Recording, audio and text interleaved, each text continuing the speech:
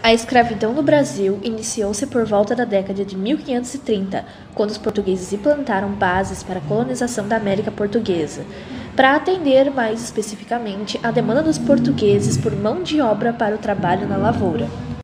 A escravidão no Brasil tem como ponto de partida a década de 1530, período em que os portugueses deram início ao processo colonizatório. Até então, a ação desses havia sido baseada na exploração do pau-brasil, e o trabalho dos indígenas era realizado por meio do escambo. Assim, os indígenas interessados roubavam as árvores, levavam até a costa e então eram pagos com objetos oferecidos pelos portugueses. Em 1534, porém, Portugal implantou na América Portuguesa o sistema de capitanias hereditárias e começou a ser incentivado o desenvolvimento de engenhos de produção do açúcar. Esta era uma atividade mais complexa e que demandava uma grande quantidade de trabalhadores. Como os portugueses consideravam o trabalho braçal uma atividade inferior, a solução encontrada foi escravizar a única mão de obra disponível naquele momento, os indígenas. Escravização dos indígenas. Os indígenas foram a principal mão de obra dos portugueses até os meados do século XVII, quando de fato os escravos africanos começaram a tornar-se a maioria desse tipo de trabalhador no Brasil. A escravização dos indígenas, apesar de mais barata, foi, na visão dos portugueses, conturbada e problemática. O historiador Stuart Schwartz afirma que os indígenas mostravam-se relutantes em realizar trabalho contínuo na lavoura porque, na visão deles, era um trabalho de mulher, além do fato de que a cultura indígena não possuía a concepção do trabalho contínuo. Outro fator que tornava a escravização de indígenas complicada para muitos foram os conflitos entre colonizadores e jesuítas. Isso acontecia porque os jesuítas posicionavam-se contra a escravização dos indígenas, pois enxergavam-lhes como um grupo a ser catequizado. Assim, os colonos que escravizaram indígenas podiam sofrer problemas jurídicos devido à atuação dos jesuítas. A pressão realizada pelos mesmos para que a escravização dos indígenas fosse cessada levou a coroa portuguesa a decretar proibição dessa escravização. Apesar da lei, a escravização de indígenas continuou, sobretudo em locais quais não havia grande número de escravos africanos, como São Paulo, Paraná e Maranhão. A abolição da escravatura foi um dos acontecimentos mais marcantes da história do Brasil e determinou o fim da escravização dos negros no Brasil. A abolição do trabalho escravo ocorreu por meio da Lei Áurea, aprovada no dia 13 de maio de 1888.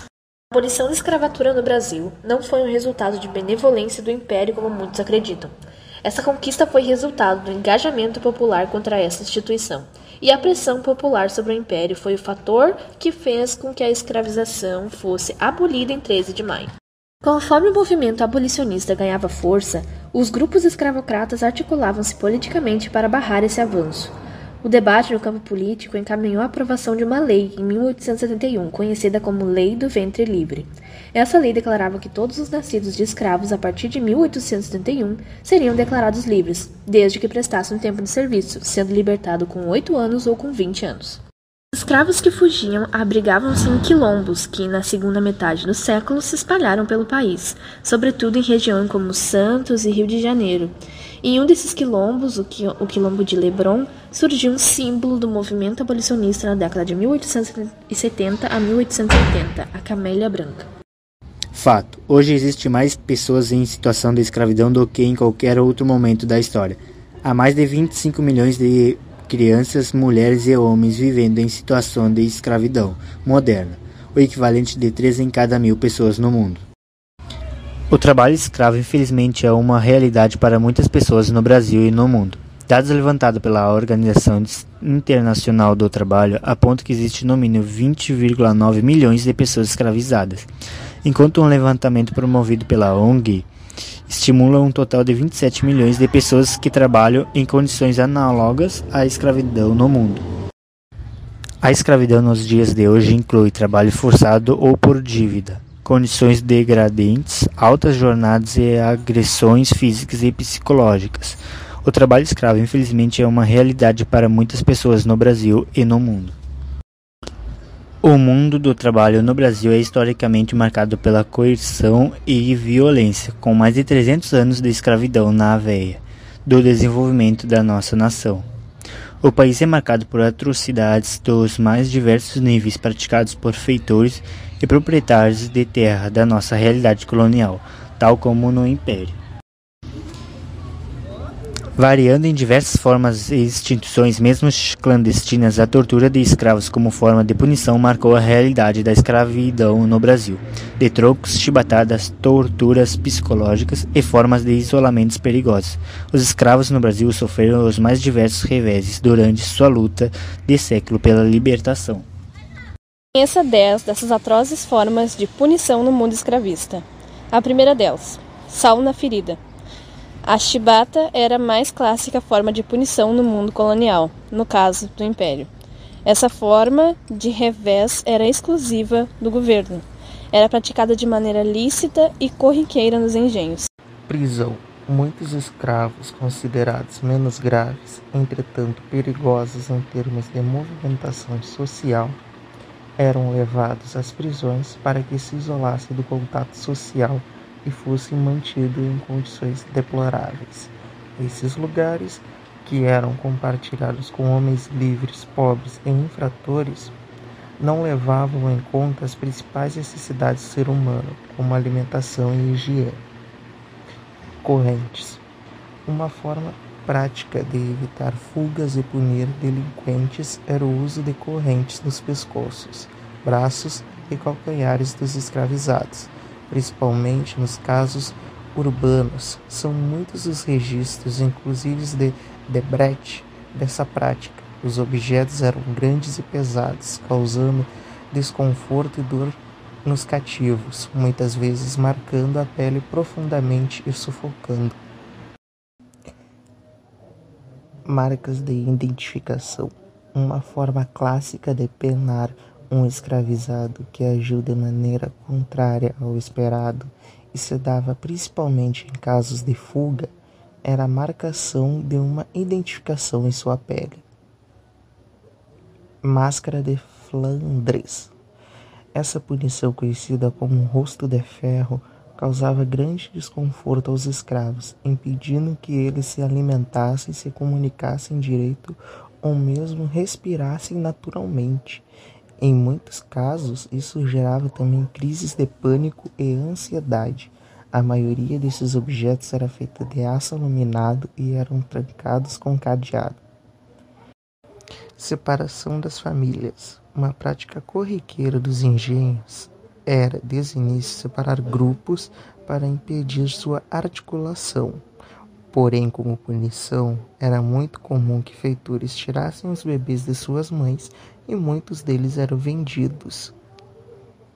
Tronco. Infratores eram comumente amarrados a troncos e pilares para, de maneira desconfortável, ficassem ao sol, sofrendo. Na grande maioria dos casos, isso era acompanhado por um número de chibatadas, que abriam ferimentos enormes nas costas nuas dos escravos. Perseguição por cães.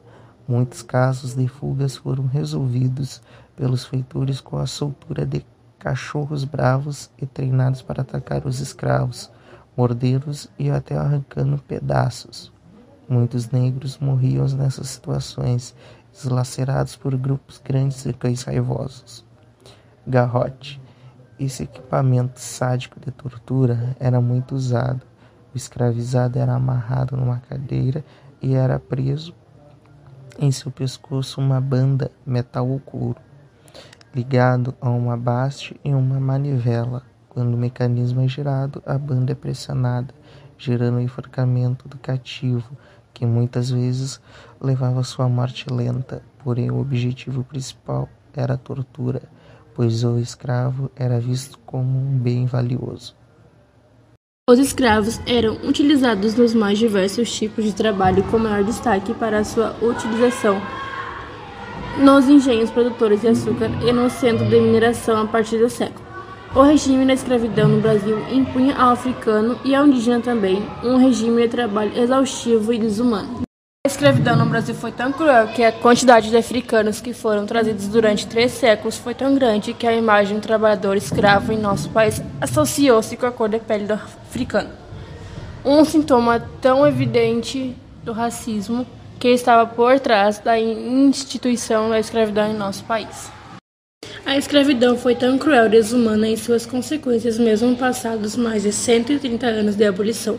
Ainda são perceptíveis a pobreza, a violência e a discriminação que afetam os negros no Brasil. São um reflexo direto de um país que normalizou o preconceito contra esse grupo e o deixou à margem da sociedade. A cultura afro-brasileira é o conjunto de manifestações culturais predominantes no Brasil, formada a partir da junção de elementos da cultura dos povos africanos, que foram trazidos como escravos para o país durante o período colonial. É caracterizada e construída pela incorporação das expressões culturais dos africanos com outras tradições e culturas que formam a identidade brasileira, como a indígena e a Europa. Durante o Brasil colonial, todo tipo de manifestação cultural de origem africana era desestimulada e marginalizada na sociedade. Naquela época, os costumes e tradições dos povos africanos eram considerados primitivos e selvagens pelos europeus. Com o fim da escravidão no Brasil, começa um lento processo de reinterpretação da cultura africana. Em meados do século XX, a elite brasileira começa a enxergar alguns aspectos culturais africanos como a expressão artística legítima a que representam a identidade nacional. Aproximadamente 40% de todos os negros que foram capturados de suas terras na África foram vendidos como escravos no Brasil, devido a essa migração massiva. A presença da cultura africana ajudou a construir a base dos atuais costumes e tradições do brasileiro. A cultura afro-brasileira está presente em quase todas as formas que compõem a identidade cultural nacional, como a dança, música, culinária, religião, folclore, etc.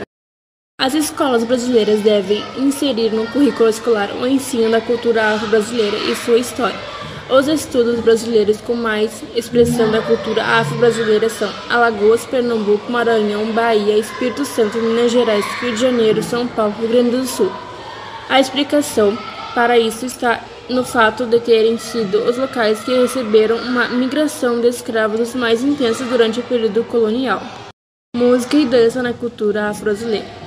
Estes são dois aspectos que tiveram grande influência na cultura africana, com o tambor como base para os ritmos. Muitos gêneros musicais e de dança se consolidaram no país, como o maracatu, a cavalhada, a congada, a capoeira, o samba, entre outros.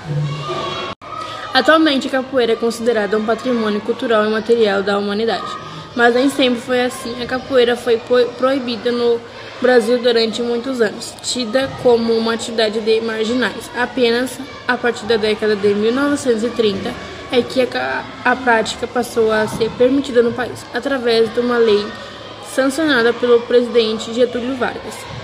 Originalmente, a capoeira tinha o propósito de servir como defesa pessoal dos escravos fugitivos. Ao acrescentar melodias enquanto executavam os movimentos, faziam de conta que se tratava de uma dança e podiam treinar dentro das senzalas sem levar suspeitas. Samba. Entre todos os gêneros musicais que foram herdados da cultura africana, o samba é o mais expressivo. É parte importante da identidade do povo brasileiro. O samba surgiu entre os escravos nas senzalas, onde os homens cantavam e tocavam instrumentos de percussão, tambores, por exemplo, enquanto as mulheres dançavam o som do ritmo. A cultura africana também está fortemente representada nos pratos típicos nacionais, como o vatapá, feijoada, o acarajé, cocada, pamonha, sarapatel, etc. A culinária afro-brasileira usa de ingredientes trazidos pelos povos africanos e adapta algumas receitas tradicionais dos portugueses e indígenas criadas a uma gastronomia própria e rica. A religião na cultura afro-brasileira. Vítima de muito preconceito por décadas, as religiões e cultos oriundos da África sempre foram marginalizados na sociedade brasileira. No entanto, a partir de meados do século XX, a intensa perseguição que sofriam começou a diminuir. O candomblé e a umbanda são as manifestações religiosas da origem africana mais conhecidas, sendo a última criada a partir do sincretismo entre o catolicismo, o espiritismo e o candomblé. Aliás, o sincretismo religioso está muito presente nas religiões afro-brasileiras. Vale lembrar que os escravos eram obrigados a se converter ao catolicismo quando chegavam ao Brasil, e proibidos de praticar as suas crenças. Assim, os afrodescendentes passaram a criar associações de santos católicos com os seus orixás, para que pudessem pôr em prática as suas tradições religiosas secretamente.